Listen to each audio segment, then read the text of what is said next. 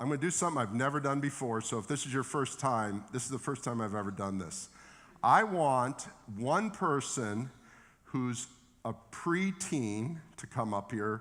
I won't embarrass you. I want a teenager to come up. I want a 20-year-old, someone in the 20s, someone in the 30s, someone in the 40s, someone in their 50s, someone in their 60s, someone in their 70s, someone in their 80s, if you're willing to. And David, I want you to come up here and help anybody who needs help to walk up here. So come right up. Someone who's less than 13, come forward. Someone who's in their teen, just come on up. Come up, quickly. There we go, come on up. Okay, Brody's up here. Okay, so come on up. I got a teenager. I need a 20-year-old, come up. I need a 30-year-old, just come on up. 40-year-olds, come up. Come right here. Brody, you start at this. We're gonna start younger and work our way. So come on up. 50-year-olds, come on. 60-year-old, come on, good. 70s, just come here, come this way. Brody is the first one right there. Everybody's gotta come here. Come over here, ladies, over here. Ladies, it doesn't matter, just come right here. Come right here, right here, right here. Okay, right here.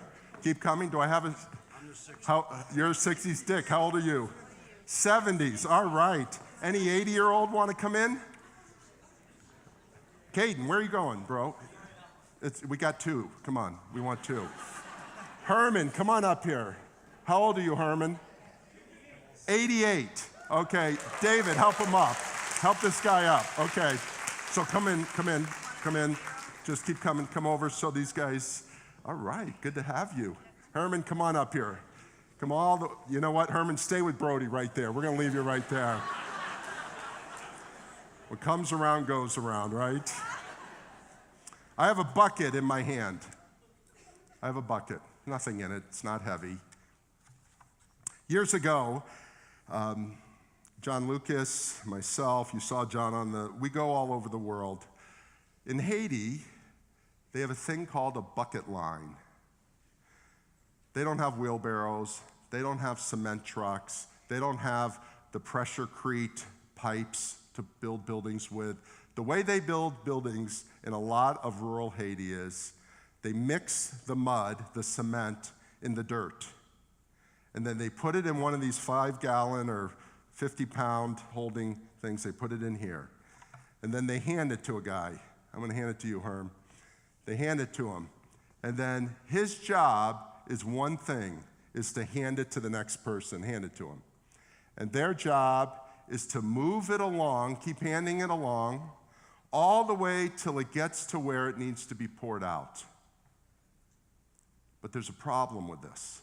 There's a huge problem in that it dries out before it gets from there to there.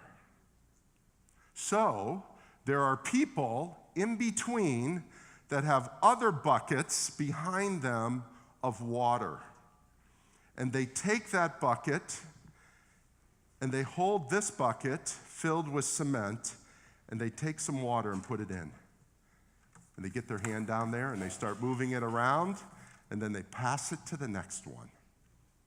And then the next one looks to see if it's in good shape, and if it is, passes it to the next one.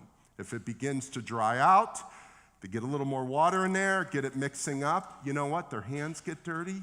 They get mud, and they call cement mud. They get mud all up here, and they work their way until it gets to the person that is going to form the column or the wall or the floor or whatever it may be.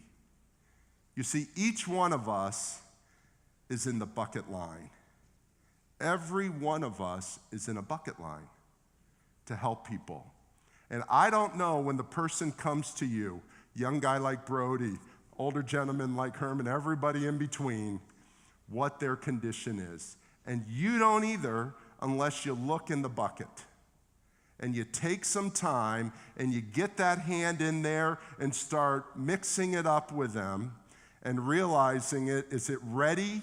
Are they ready? Or is it ready to move on to the next person? You and I have been called to stand in a bucket line. People always go, "Boy, Pastor Bill, you do such good things." I go, I'm just in the bucket line.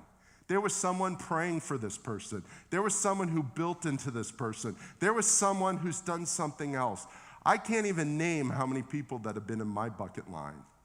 There are people that have been in my bucket line that I've never even met because we have prayer. You can pray for people without even touching the bucket.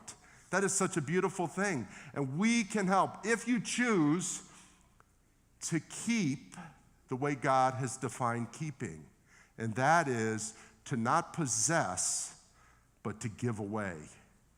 To be responsible for the things God has allowed us to keep so that we can then enter into people's lives and move them forward to Christ-likeness. And you don't have to be 88 years old, and how old are you? 85 years old, and Dick, how old are you? 70, oh, you're our 70-year-old. 76, you don't have to be that old to become Christ-like. You can begin coming Christ-like much younger and much older as well.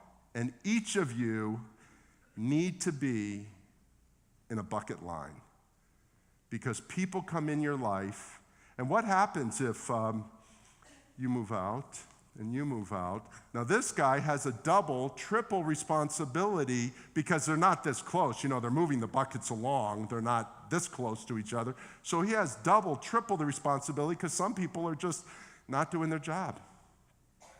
And I believe that if you do your job as the keeper of God's blessings that he's given you, it is incredible.